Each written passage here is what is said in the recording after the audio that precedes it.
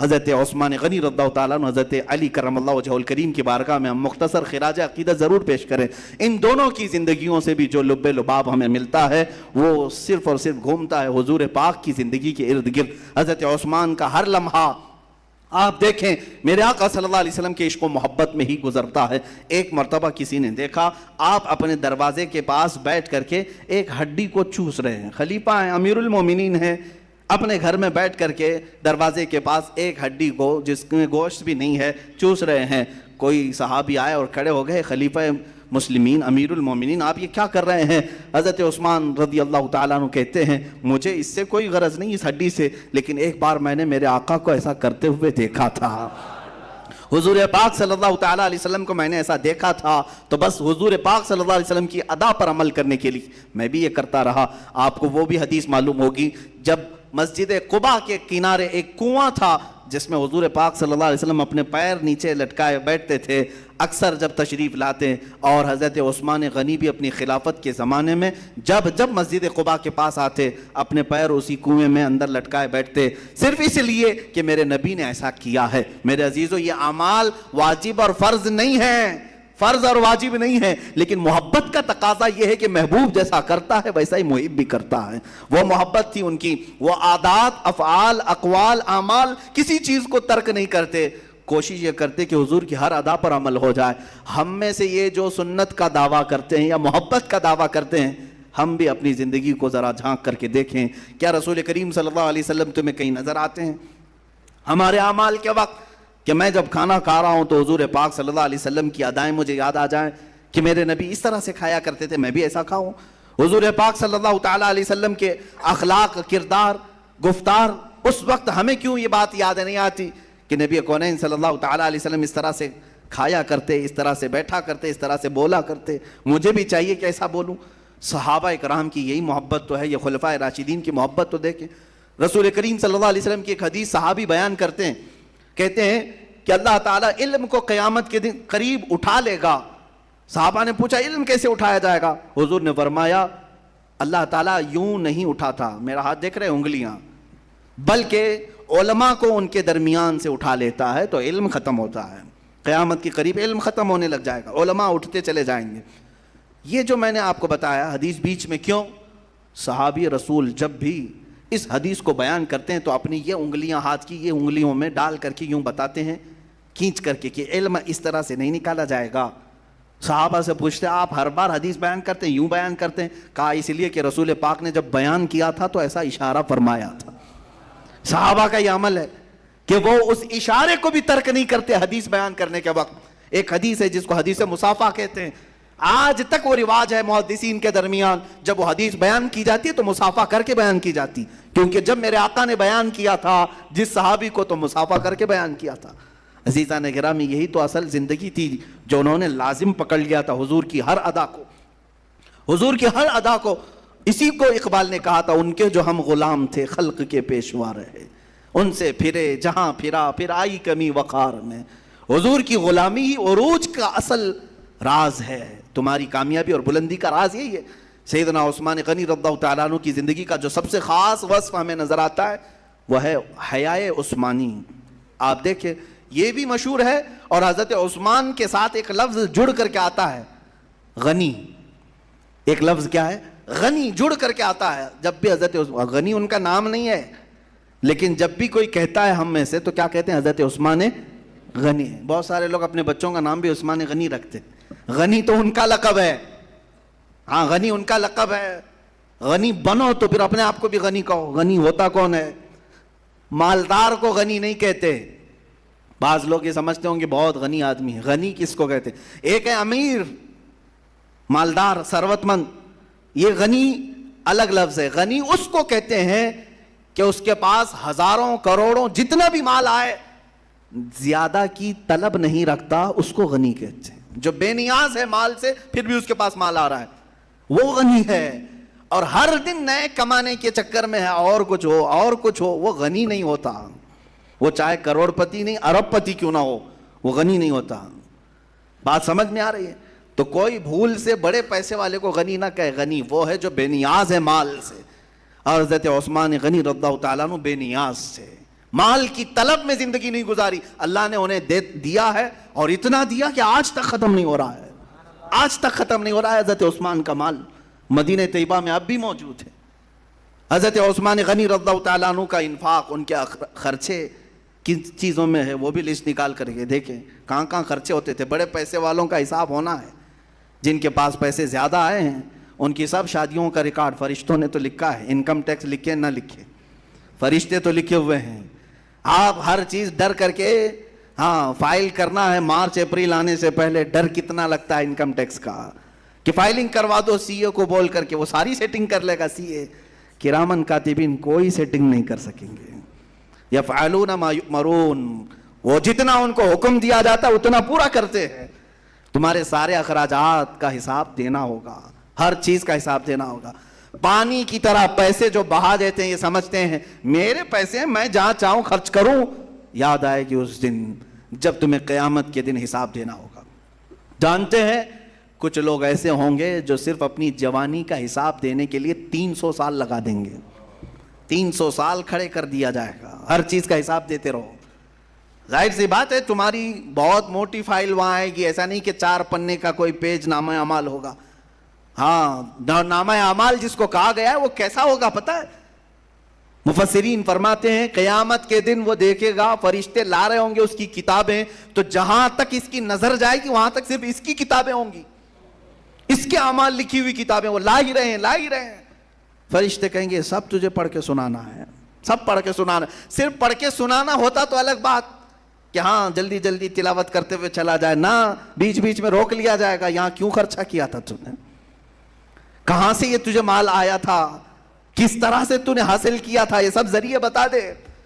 پھر وہاں ساری چیزیں نکل جائیں گی، وہ چیخ کر کے کہے گا ما لہذا الکتاب لا یغادر صغیرۃ ولا کبیرۃ الا احصاها، اے اللہ یہ کیسی کتاب تو میرے سامنے لایا ہے، چھوٹی بھی چیز چھوڑا نہیں، بڑی بھی چیز چھوڑا نہیں، سب ڈال کر کے رکھ دیا ہے۔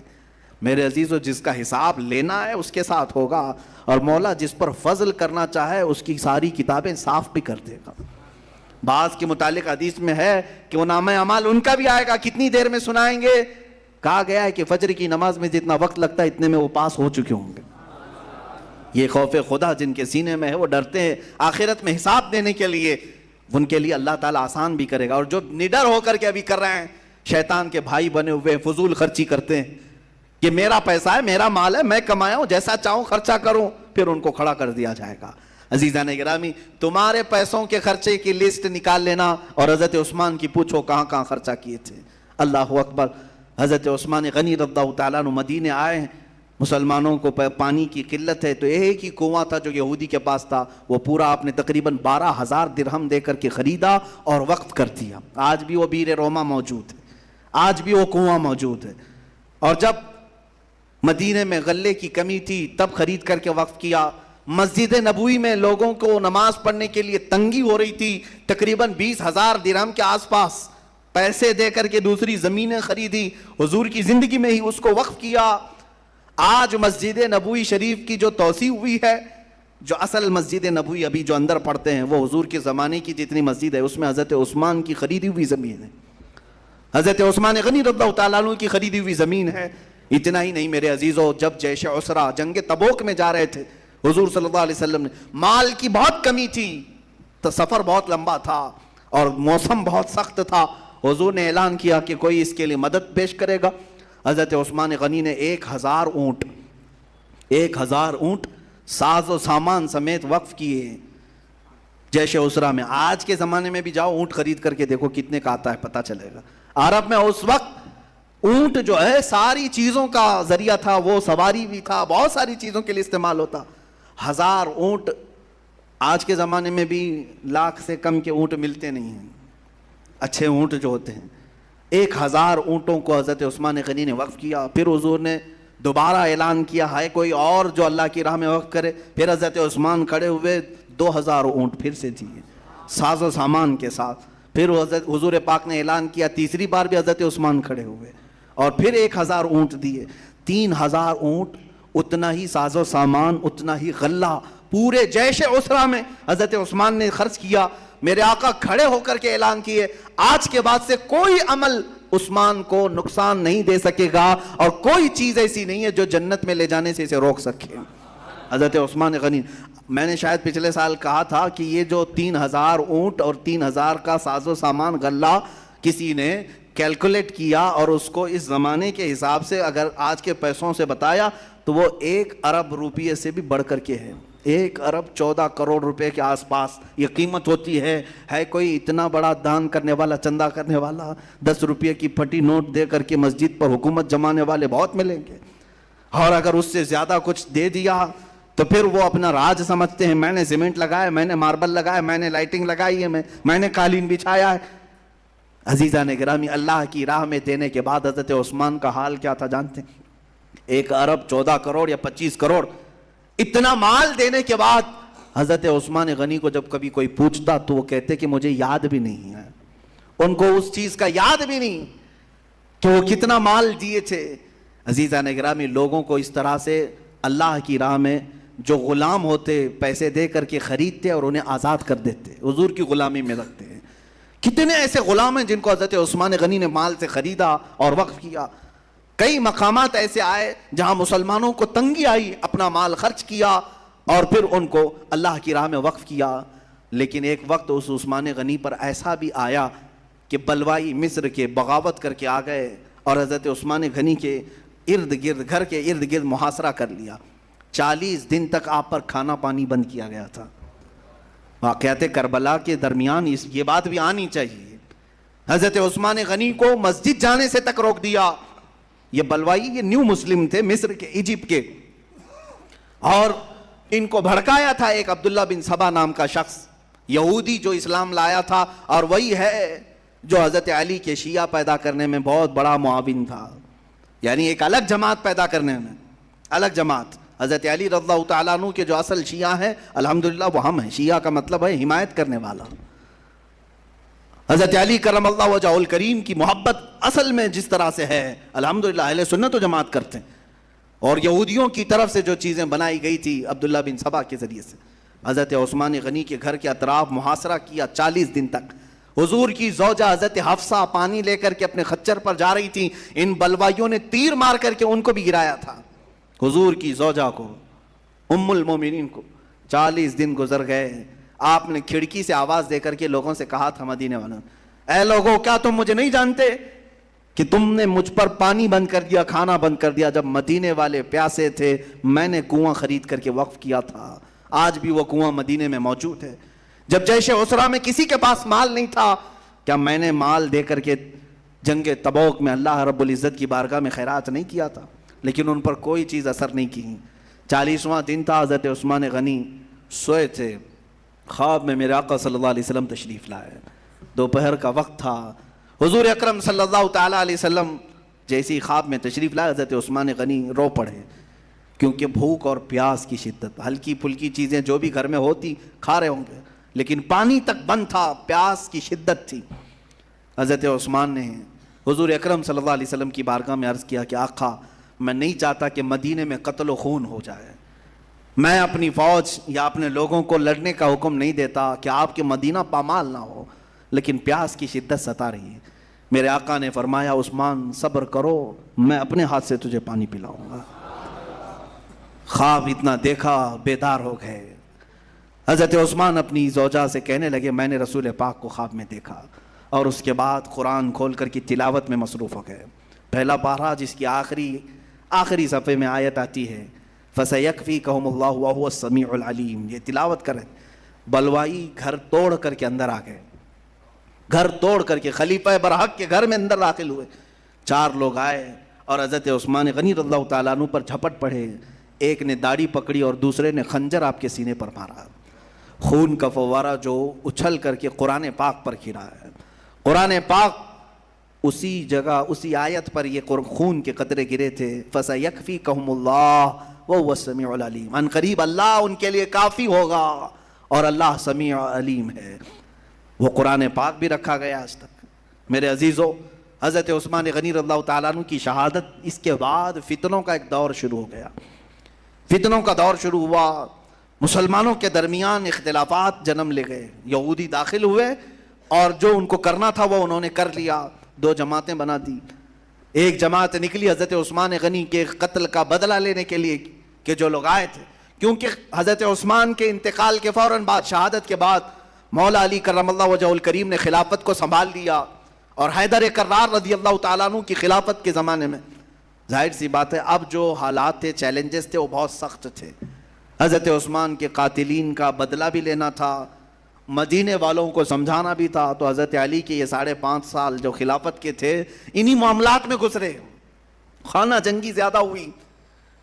ظاہر سی بات ہے, ایک بات میں آپ کو بتا دوں, میں اکثر یہ کہا کرتا ہوں کہ سڑک پر, راستے پر کنکر 1000 گرے ہوں, آپ کوئی بھی چپل پہن کر کے چل سکتے ہیں, چپل پہن کر کے کنکریوں پر چل سکتے ہیں, لیکن ایک کنکر بھی اگر چپل کے اندر آ گیا تو چلنا مشکل ہو جاتا ہے, کیونکہ بار بار چبھتا رہے گا, بار بار ڈھستا رہے گا. جوتے کے اندر اگر ایک کنکر آ گیا تو چلنے نہیں دے گا, باہر 1000 کنکر ہو. یہی حالات آج بھی ہیں. ہم ان سے نہیں ڈرتے جو سڑک پر پڑے ہوئے کنکریاں ہم رون کر کے گزریں گے انشاءاللہ. جتنے دشمنان اسلام ہیں ان سے ہمیں خوف نہیں, لیکن ہمیں تکلیف انہی کنکروں سے ہوتی ہے جو جوتے کے اندر آ کر ڈھستے ہیں. وہ جماعت میں ہوتے ہیں, شکل مسلمانوں کی سی ہوتی ہے, چہرہ مسلمانوں کی طرح ہوتا ہے, لیکن وہ ڈستے رہتے ہیں. حضرت علی کرم اللہ وجہہ الکریم کے ساتھ یہی معاملات ہوتے رہے, دسیسہ کاریاں ہوئیں, لوگ فریب کرتے رہے, اور حضرت علی کی شہادت کا بھی سبب یہی بنا. جب آپ محراب میں تھے مسجد کے قریب, حضرت علی رضی اللہ تعالیٰ عنہ کو کوفہ کی جامع مسجد میں جو شہید کیا وہ خارجیوں نے. خارجی کون تھے؟ پہلے مسلمان ہی تو تھے. حضرت علی کا انکار کر گئے, حضرت علی کو کفر کی طرف پھیر دیا معاذ اللہ. اور حضرت علی رضی اللہ تعالیٰ عنہ کی ان کے ساتھ جنگیں بھی ہوئی خارجیوں کے ساتھ. انہی خارجیوں میں سے ایک ملعون نے حضرت علی کو قتل کیا تھا, شہید کیا. یہ سب حالات کس لیے آئے؟ انہی منافقین کے ذریعے سے آئے. اسی لیے میں تفسیر میں بھی اس سے قبل آپ سے کہا تھا کہ قرآن میں شروع سورہ بقرہ میں اگر آپ دیکھیں کافروں کے متعلق جو کھلے کافر ہیں 2 آیتیں آئیں, اور منافقین کے مذمت میں 13 آیتیں اللہ نے نازل کی. یہ زیادہ خطرناک ہے تمہارے لیے, یہ زیادہ ڈینجر ہے تمہارے لیے. عزیزان گرامی, صلاح الدین ایوبی کے ساتھ بھی یہی حالات تھے. جو 4 سال میں انہیں بیت المقدس فتح کرنا تھا, اس کو فتح کرتے کرتے 18 سال لگ گئے, صرف اس وجہ سے کہ منافقین جماعت میں داخل تھے, جو کنکریاں جوتے میں داخل ہوتی. یہی لوگ سب سے زیادہ خطرناک ہوتے ہیں. جتنے لوگوں کو تکلیفیں آئی ہیں, مولا علی کرم اللہ وجہہ الکریم سے لے کر پھر تاریخ چل پڑی, دشمنوں کی, چھپے ہوئے دشمنوں کی, وہ تاریخ آج تک چلتی رہی. ٹیپو سلطان کو مارنے والوں میں کس کا ہاتھ تھا؟ کون تھے وہ لوگ؟ انگریزوں کی مجال نہیں دے رہے, ان کے شہید ہونے کے بعد ان کے جسم کو پکڑنے نہیں جا رہے تھے ڈر کے مارے, ہاتھ چھو نہیں رہے تھے, اتنا خوف ان کے دل میں تھا. لیکن سلطان ٹیپو کو اگر کسی نے دھوکہ دیا تھا تو وہ جماعت کے لوگوں میں سے تھا. میر صادق, یہ وہ لوگ منافقین تھے جو مومنین کے لیے کانٹے بچھاتے ہیں اور ان کی بدترین موت ہوتی ہے. ان المنافقین فی الدرک الاسفل من النار, بے شک منافقین جہنم کے سب سے نیچے طبقے میں ہوں گے. جو اس طرح سے اسلامی نظام کی آڑ بنیں گے ان کے لیے اللہ کا خوفناک عذاب تیار ہے. لوگ ہرگز یہ نہ سمجھیں کہ اپنے عمل سے ہم فلاں کو نیچا کر دیں گے, روک دیں گے, کچھ نہیں ہونے والا. اللہ دیکھ رہا ہے ہر چیز کو. نظام اسلام, نظام مصطفیٰ کی باتوں میں جو بھی رکاوٹ ڈالے وہ منافقین کے ساتھ جائے گا. عزیزان گرامی, اگر اپنے سے کوئی کام نہ ہو سکے تو ٹھیک ہے اللہ اللہ کرتے رہو, لیکن کسی کے راستے کا پتھر ہرگز نہ بننا, کسی کے راستے کا پتھر نہ بنو, کسی کو ٹھوکر لگ نہ جائے. مولا علی کرم اللہ وجہہ الکریم کی بارگاہ میں زیادہ خراج عقیدت پیش نہیں کر سکا. میرے عزیزو, بس بات اتنی ہے کہ وہ حیدر کرار شیر خدا رضی اللہ تعالیٰ عنہ جو داماد رسول ہیں, معتمد رسول ہیں, مستند رسول ہیں, میرے آقا صلی اللہ تعالیٰ علیہ وسلم نے جتنی فضیلتیں ان کے لیے بیان کی وہ سب بدرجہ اتم ان کی ذات میں موجود ہیں. مولا علی کرم اللہ وجہہ الکریم کی بارگاہ میں ہم خراج عقیدت پیش کرتے ہوئے صرف میں اتنا عرض کروں گا, دنیا میں آج جتنے سلسلے ہیں سب منتہی ہوتے ہیں سیدنا علی کرم اللہ وجہہ الکریم کی بارگاہ میں. سارے ولیوں کی ولایت مولا علی کرم اللہ وجہہ الکریم تک پہنچتی ہے. وہ رسول کریم صلی اللہ علیہ وسلم کے وہ جانثار ساتھیوں میں سے ہیں جب 9 سال کی عمر تھی, پتلی ٹانگیں تھی, میرے آقا پورے مکہ والوں کو بلا رہے تھے, کوئی ہے جو میرے دین کو لے کر چلے گا؟ یہ تنہا علی تھے جو کہہ رہے تھے یا رسول اللہ میں آپ کے ساتھ کھڑا رہوں گا.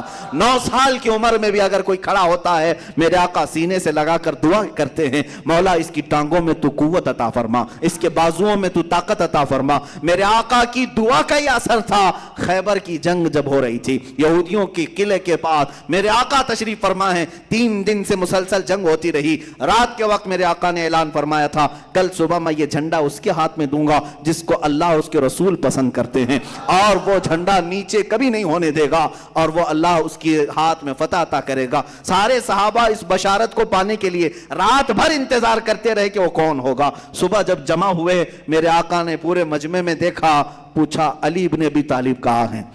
صحابہ نے کہا آقا وہ بیمار ہیں, آشوب چشم ہے, آنکھیں لال ہو گئی ہیں, بخار ہے. میرے آقا نے فرمایا بلا لاؤ ان کو بخار کے حالت میں بھی. ارے خیبر کے جنگ کے موقع پر بخار زدہ آشوب چشم والے مولا کائنات کو بلایا گیا. حضور پاک نے اپنا لعاب پاک ان کی آنکھوں کے بیچ میں لگایا. حضرت علی رضی اللہ تعالیٰ عنہ بخار کے عالم میں ہیں, جھنڈا ان کے ہاتھ میں دیا اور کہا علی آگے بڑھو, اللہ تمہارے ہاتھ میں فتح رکھا ہے. اور پھر آج تک تاریخ اٹھا کر کے دیکھنا خیبر کی شکست ایسی ہے کہ آج بھی لندن کے یہودی پروٹسٹ کرتے ہوئے اگر کوئی بینر اٹھاتے ہیں تو یہی کہتے ہیں وہ خیبر لاسٹ مار تھی ہمارے اوپر, خیبر لاسٹ مار تھی. میں نے ابھی 2 سال پہلے دیکھا بینر میں لاسٹ ہمارے اوپر مار, یعنی مار پڑی تھی خیبر میں. اچھا لاسٹ مار پڑی تھی یہ تو تم پروٹسٹ کر رہے ہو, لیکن میں نے اس سے نتیجہ یہ نکالا مار ایسی تھی کہ 1400 سال تک بھی یاد ہے.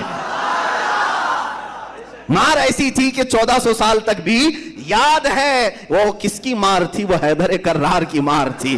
خیبر کا قلعہ فتح کیا اور پھاٹک کو توڑا اور صرف ایک بازو سے اٹھا کر 16 گز آگے پھینکا. جانتے ہیں اس وقت صحابہ کہتے ہیں ہم 40 لوگ مل کر کے وہ دروازہ نہیں اٹھا پاتے تھے, حضرت علی نے تنہا ایک ہاتھ سے اٹھا کر پیش کیا. عزیزان گرامی وہ حیدر کرار شیر خدا علی مرتضی داماد رسول, ان کی پوری زندگی پڑھو گے تو جتنی بزدلی دلوں کے اندر آتی ہے وہ سب نکل جائے گی. میں کہتا ہوں جتنے جبان ہیں, مجنون ہیں, پاگل ہیں, بزدل ہیں, ڈرتے ہیں, وہ ایک بار مولا کائنات کا نام لے کر کے تو دیکھیں. اور وظیفہ بھی دے کر کے جاتا ہوں, ڈر زیادہ لگتا ہے تو یوں کہو نعرہ حیدری, نعرہ حیدری. اس سے جذبے جوان ہوتے ہیں, دل مضبوط ہوتا ہے, بازوؤں میں طاقت آتی ہے. اس لیے کہ شیر خدا علی کرم اللہ وجہہ الکریم کو ہم نے دیکھا ہے, تاریخ میں یہ بتایا گیا ہے کسی بھی جنگ میں آپ قدم پیچھے نہیں لیتے تھے. بڑے بڑے مرحب کو وہاں پر آپ نے اپنی ایک تلوار سے مارا تھا, 2 ٹکڑے ہو گئے تھے, اور اس وقت آپ نے یہ کہا تھا انا الذی سمتنی امی حیدرا, میں وہ ہوں جس کا نام ہی اس کی ماں نے حیدر رکھا ہے. حیدر کا مطلب کیا ہوتا ہے؟ جنگل کا وہ شیر جس کی دہشت سے لوگ کانپنے لگ جاتے ہیں. حیدر کا نام لفظ کا مطلب یہ ہے. اور حضرت علی کہتے ہیں میری ماں نے بچپن میں ہی میرا نام حیدر رکھا ہے. عزیزان گرامی بڑے ہونے کے بعد میرے آقا نے ان کو اسد اللہ الغالب کہا ہے. غالب آنے والا اللہ کا شیر ہے, اور اللہ کا شیر ہم اسی کی تربت انور سے فیض لیتے ہوئے اللہ کی بارگاہ میں دعا کریں گے کہ مولا آج ہمارے جوانوں میں بازو حیدری عطا فرما, قوت حیدری عطا فرما. مولا علی کرم اللہ وجہہ الکریم کے قدموں کا واسطہ بزدلی ہمارے دلوں سے دور فرما دے. ہم سب کو مولا عزت و امان عطا فرما, طاقت و قوت کی زندگی عطا فرما. لا فتح الا علی, لا سیف الا ذوالفقار, شیر مردان شیر یزدان قوت پروردگار, لا فتح الا علی, لا سیف الا ذوالفقار. وآخر دعوانا ان الحمد للہ رب العالمین.